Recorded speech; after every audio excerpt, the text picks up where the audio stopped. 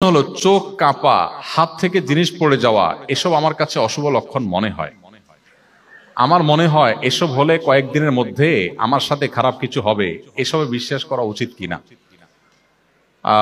দেখুন, আমি যদি প্রশ্ন না বুঝে থাকি, ভুল না বুঝে থাকি, তাহলে সেক্ষেত্রে আমার কাছে মনে হয়েছে যে আপনি এর দ্বারা প্রভাবিত। আপনার কাছে মনে হয়েছে কখনো বাম চোখ কাঁপলে আপনার বিপদ হয়, এরকম কখনো হতে পারে। প্রথমত, কাকতালীয় হয় এরকম অনেক মানুষ আছেন যে আসলে মানসিক রোগী। তার হাতটা চুলকাইছে, বাম হাত, তিনি চিন্তা করছেন তাহলে টাকা পয়সা খসবে বোধ হয়।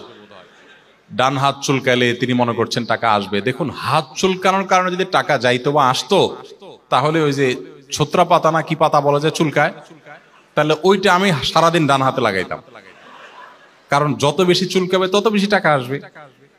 তো এটা যে একটা হাস্যকর কথা এবং কুসংস্কার, সেটা বোঝার জন্য আসলে পণ্ডিত হওয়ার প্রয়োজন নাই, কমন সেন্সই যথেষ্ট।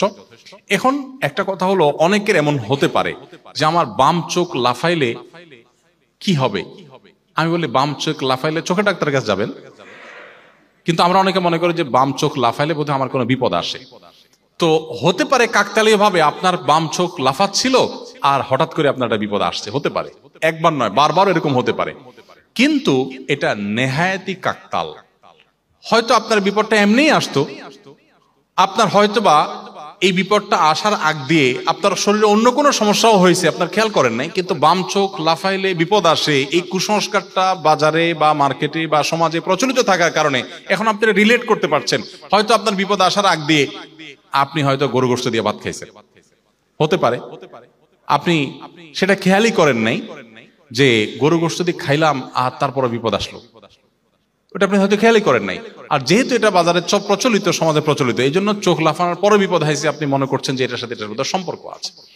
আচ্ছা, এই জন্য এটা কাকতালীয় এবং নেহায়েতে মানে কুসংস্কার।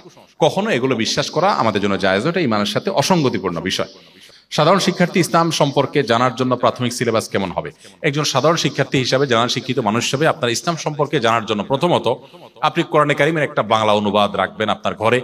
সম্ভব হলে কিছুটা সংক্ষিপ্ত তাফসীর সহকারে, কোন ভালো একজন আলেম বা ইমাম বা একজন প্রাজ্ঞ আলেমের তত্ত্বাবধানে করতে পারলে ভালো হয়। আপনি একটু একটু করে পুরো কোরআনটা পড়ে শেষ করবেন। একবার হলেও পুরো কোরআনটা অর্থ সহকারে বুঝে পড়বেন। কোথাও কনফিউশন হলে কোনো আলেমের শরণাপন্ন হবেন। নাম্বার 2, নবী করিম সাল্লাল্লাহু আলাইহি ওয়াসাল্লাম হাদিসের ভান্ডার থেকে নির্বাচিত হাদিসের একটি গ্রন্থ আপনি আপনার কাছে রাখতে পারেন। সেটা হতে পারে রিয়াদুস সালিহিন, হতে পারে ফাইজুল কালাম নামে একটা বই, বাংলাদেশে একজন সংকলন করেছেন, সুন্দর একটা বই। আরো অনেক বই আছে এরকম নির্বাচিত হাদিসের, সেরকম একটা মধ্যম ধরনের বই আপনার কাছে যেন থাকে। আপনি একটু একটু করে একটা করে হাদিস ডেইলি পড়েন। নাম্বার 3, নবী করিম সাল্লাল্লাহু আলাইহি ওয়াসাল্লামের সিরাত গ্রন্থ, তার জীবনীটাকে শুরু থেকে শেষ পর্যন্ত একবার জানার চেষ্টা করেন। নাম্বার 4, একটা মাসাইলের বই আপনার কাছে যেটা ভালো মনে হয়, অথেন্টিক কোন হাদিসের আলোকে এরকম একটা বই আপনি আপনার কাছে রাখেন, রেখে আপনি শুরু থেকে শেষ পর্যন্ত পড়ার চেষ্টা করেন।